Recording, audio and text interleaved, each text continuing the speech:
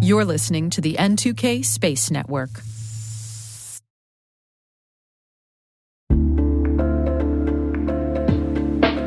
And now, a word from our sponsor, the Data Citizens Dialogues podcast.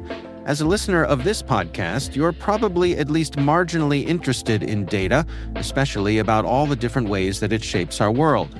So I want to recommend the Data Citizens Dialogues podcast. This is a forward-thinking show brought to you by the folks at Calibra. They're the leaders in data intelligence.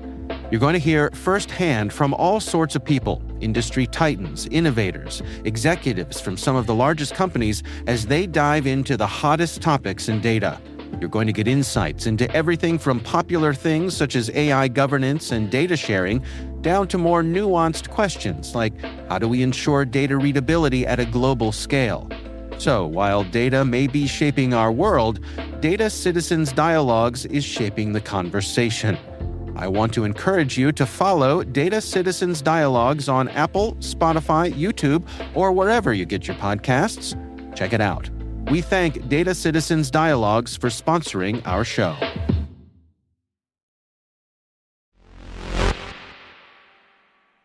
The Intercollegiate Rocket Engineering Competition, better known as the Spaceport America Cup, is the world's largest student rocket competition.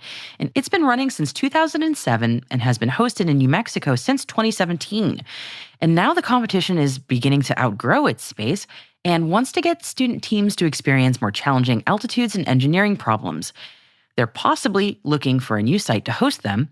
And with 13 licensed spaceports in the United States alone, and with more working to get their licensing, it could mean the competition is on the move. Could you host 1,800 students and over 100 rocket launches in your city? Well, stick around to find out more. T-minus 20 seconds to LOS T-dress. Go for deploy. Roger, roll. Today is November 7th, 2024. I'm Maria Varmazis, and this is T-minus.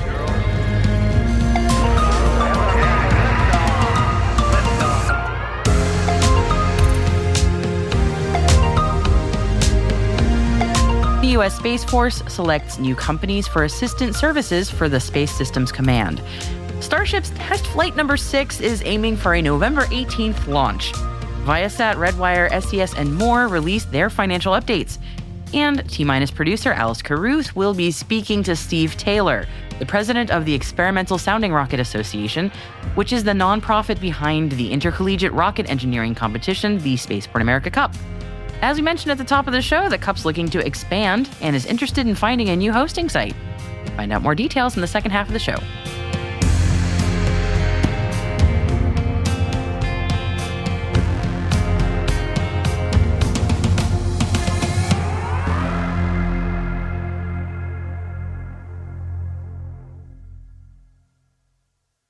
Let's dive into Thursday's Intel briefing, shall we? The U.S. Space Force has selected 12 companies for a potential 10-year, $2.5 billion contract to provide advisory and assistance services for Space Systems Command. The multiple award indefinite delivery, indefinite quantity contract is for SSE's Hemisphere program. And the selected companies, which include KBR, SAIC, and Axient, will deliver advisory and assistance services for Space Systems Command, Space Domain Awareness and Combat Power, and Battle Management Command, Control, and Communication Program Executive Offices. And according to the announcement, work will be performed in El Segundo, California, and is expected to be completed by November 3rd of 2034. SSC is committing fiscal 2024 research, development, test, and evaluation funds in the amount of $36,000 at the time of the award. And the U.S. Space Force is expanding both in number and in mission areas, as well as the number of commercial space operators included in the Commercial Integration Cell. The Combined Space Operations Center Commercial Integration Cell enables operational and technology exchange between operators at the Combined Space Operations Center and commercial satellite owner-operator partners. And the goal is to enable real-time and near real-time information flow during daily routine operations, and to enable rapid, informed response to critical, unplanned space events or other activities in and through space to improve space domain awareness. According to Lieutenant General Doug Scheiss, the 5 new CIC companies are BlackSky, Kratos, Leo Labs, ISI, and Telesat. Hawkeye 360 and ExoAnalytic are expected to join soon. SpaceX have announced that they're targeting no earlier than November 18th for the next Starship test flight. It'll be less than 1 month after Starship's 5th flight. Who can forget that epic Megazilla moment catching the booster with the chopsticks? SpaceX says the next Starship flight test aims to expand the envelope on ship and booster capabilities and get closer to bringing reuse of the entire system online. Objectives include the booster, once again, returning to the launch site for catch, reigniting a ship Raptor engine while in space, and testing a suite of heat shield experiments and maneuvering changes for ship reentry and descent over the Indian Ocean. According to SpaceX, learnings from this and subsequent flight tests will continue to make the entire Starship system more reliable as they close in on full and rapid reusability. And we have a roundup of financial results from some of the biggest names in the space sector now, starting with Viasat. They reported Q2 fiscal year 2025, yes, 2025 results. The satellite giant reported revenue of $1.1 billion in the quarter, which is a decrease of 8% year over year. However, Viasat reported awards for the quarter at an all-time record of $1.3 billion, which is an increase of 25% year over year. Defense and Advanced Technology segment awards more than doubled, reaching $510 million in Q2 of fiscal year 2025. And on to the next company, and this would be SES out of Luxembourg, and they shared their year-to-date financial results and third quarter or Q3 updates. The satellite communications provider reported a revenue of €1,475 million for the year-to-date, reporting €900 million in renewals and new business contracts.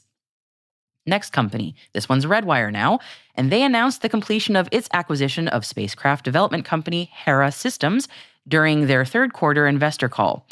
The acquisition expands Redwire's spacecraft portfolio to support specialized national security missions.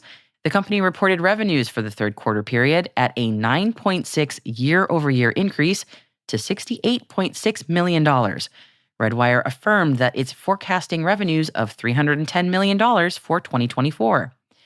Next company, this one's Earth observation company BlackSky, and they reported revenue of $22.5 million, up 6% from the prior year quarter. They say their imagery and software analytical services revenue grew 13% over the prior year quarter. And their quarter was bolstered by the news of the recent multi-year contract valued up to $290 million with the National Geospatial Intelligence Agency to monitor global economic activity and military capability. And space tourism company Virgin Galactic also announced financial results yesterday.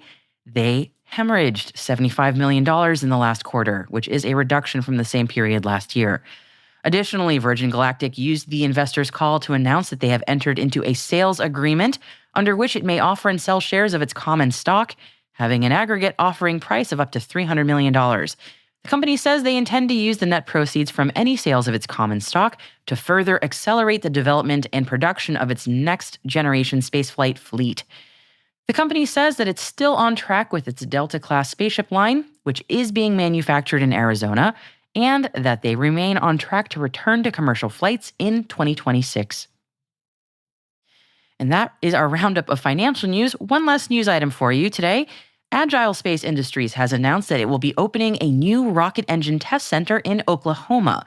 Agile says the Tulsa Space Test Center, also known as TSTC, will establish Tulsa as a premier location for space engine testing and support the nation's critical need for advanced in-space propulsion testing infrastructure. The TSTC will be located adjacent to the Tulsa International Airport and aims to support NASA, commercial space companies, and the U.S. Department of Defense by providing advanced in-space rocket engine testing capabilities. Congratulations to our friends at Agile and to everybody in Tulsa. And that concludes today's Intel Briefing. You can read more about all the stories mentioned in today's program by heading to the selected reading section of our show notes.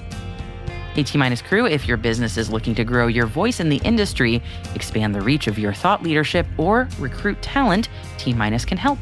We'd love to hear from you. Just send us an email at space@n2k.com or send us a note through our website so we can connect about building a program to meet your goals.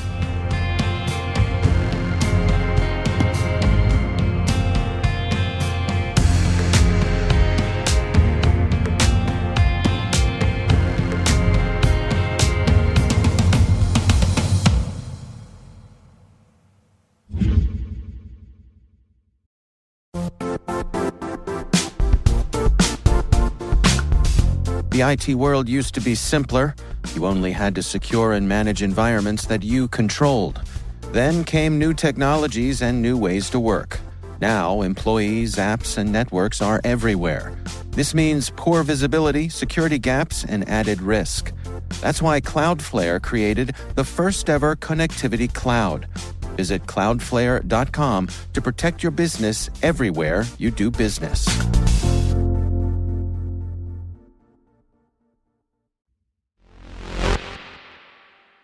The Experimental Sounding Rocket Association, also known as ESRA, is the volunteer organization that manages the Intercollegiate Rocket Engineering Competition, known as the IREC, and most recently, the Spaceport America Cup.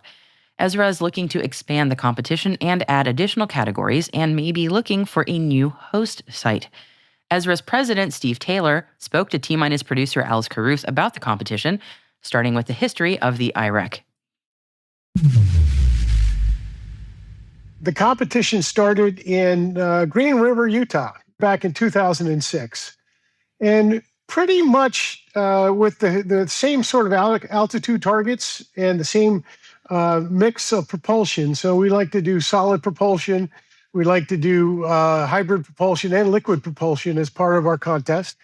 It continued to grow sort of in the early years, and grow it did. And then when we got to around 2017, we brought the competition to the Spaceport America.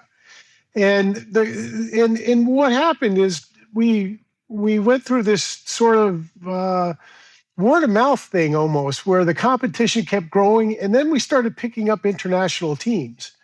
And since 2017, we've had a great relationship with Spaceport America and brought the competition there. And since then, it's really matured a lot, both from a facility standpoint and also from the event itself. The maturity of the teams coming in is also has made this competition want us to go further, basically.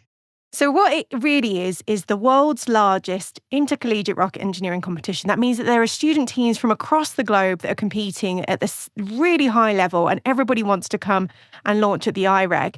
And you're obviously looking to grow it going into 2025 and 2026. Can you tell me a little bit about what you're looking to do to transaction into a larger competition or a more competitive competition? Yeah, the competition categories have kind of stayed the same since the beginning of the competition. And what we found is that the engineering teams are looking for more of a challenge now. And how can we challenge them? Well, we can challenge them by going higher, so raising the altitude of some of the categories, and then adding categories. So this year we're adding a 2-stage category unto itself, and we're looking to go 30,000 feet and 45,000 feet with that.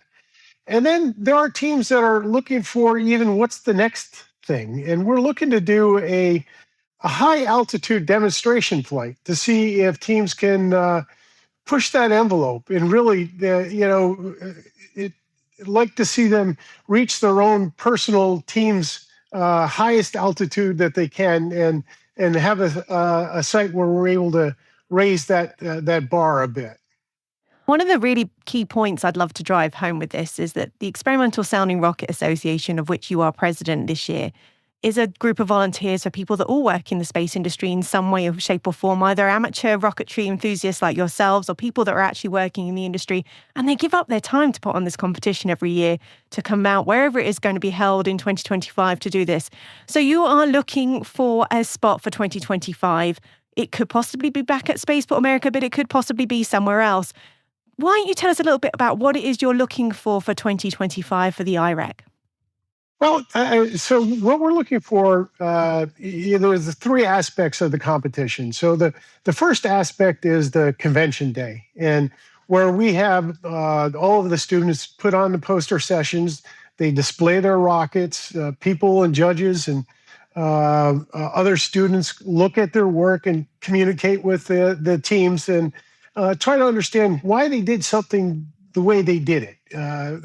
Another one of those things that's fascinating to me is the different solutions that engineers will come up with for the same problem. And so that's one of the most rewarding things. So that convention day is where they get to show their work. It's where we've selected some of the technically best submissions to do do podium sessions, which are presentations to the group where the students will come in and judges and even the public are welcome to participate in this. So there's that information day.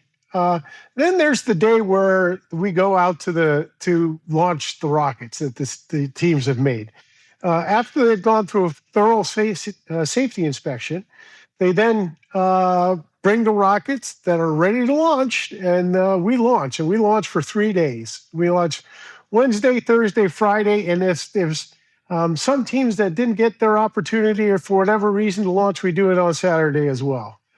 And that's just a motion-filled experience, both for the students and for us. Why our volunteer staff, why we do this is because we get a charge out of education and seeing the students realize their dreams of being able to launch these rockets. And then the last part of it is then sort of a high-energy award ceremony with last year we had bubbles and we had music and lights and but it's the culmination of their year's work their year's project, and we award first and second place in different categories, and we have technical excellence awards, and then an overall winner is selected from that group. And it's when we get the students that come back and volunteer for us, it's had a dramatic impact on their life. It's just an experience of a lifetime that these students get, and we enjoy doing it. Yeah, I can absolutely say firsthand how much I've enjoyed being part of the Spaceport America Cup when the IREC came to New Mexico back in 2018 and have been there every year since. It really is a rewarding competition to watch and to participate in as a volunteer. Now, you're looking for someone who's willing to host this. We're talking about, 2,000 students and being able to host in a large space that can go to altitudes up to 45,000 feet. That's quite a huge ask. What are the rewards for an organization to be able to host an event like this? The economic impact is significant. We've estimated it to be around $5 million of economic impact for the hosting city and the hosting site.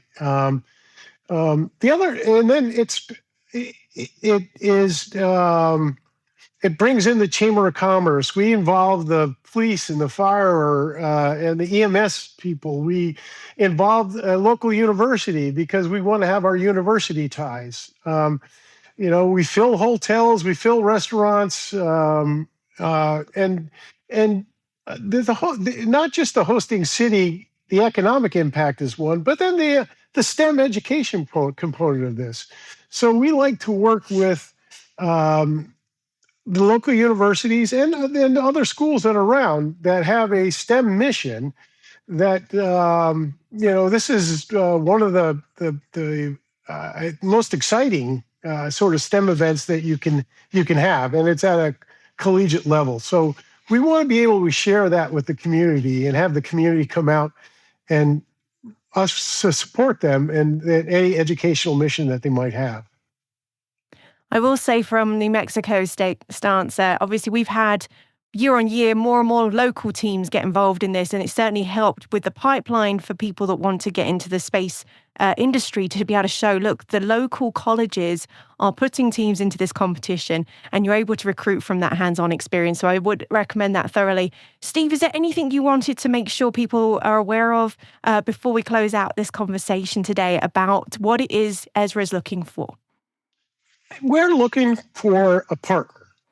Okay, we need a partner that shares our commitment to building the engineering value of this competition. So we've got a great partner in SDL. They're our payload partner. We've had a great partner in Spaceport America, but we just want to push the competition a little bit further now. And we're looking for someone that has the commitment and the desire to go down this journey with us. and build this set of the next generation of aerospace engineers.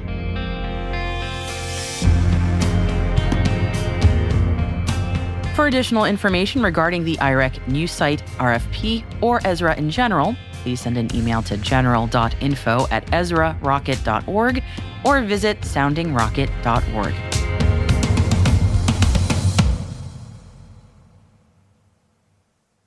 We'll be right back.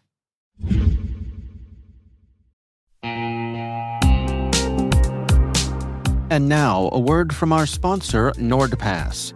NordPass is an advanced password manager from the team behind NordVPN, designed to help keep your business safe from data leaks and cyber threats.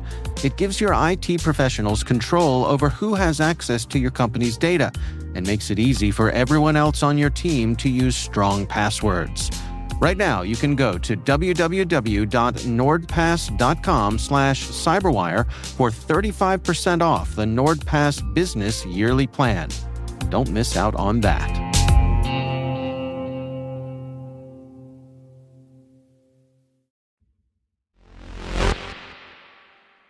Welcome back. If you're not familiar with what a neutron star is, let me give you the Cliff Notes. It's the remnants of an exploded star that are dense but compact in size. And I do mean dense. These objects can weigh 1 billion tons. Wow. Scientists at the Technical University of Denmark have found a new neutron star that's spinning at a much faster rate than those found before. The 4U 182030 neutron star could be one of the fastest spinning objects ever observed in the universe. It spins 716 times per second. And if you're questioning, like I am right now, how in the heck do you even begin to find these small, fast-spinning remnants of a star in the vastness of space? Well, that would be where NICER comes in. Researchers use the NICER X-ray telescope, its name is NICER, this is not a comparison, attached to the International Space Station. And NICER, by the way, stands for Neutron Star Interior Composition Explorer. And NICER identifies the rapidly spinning object by searching for blast pulses of X-rays, which is a type of radiation that neutron stars release into space. This newly discovered 4U 182030 neutron star is only about 7.5 miles across, but it is about 1.4 times the mass of the sun. It's located some 26,000 light years away in the Milky Way galaxy, and it is part of a binary star system, meaning it has a companion white dwarf. Wow, so now you know. Let's hope that fast-spinning neutron star gets a better name in the future, huh?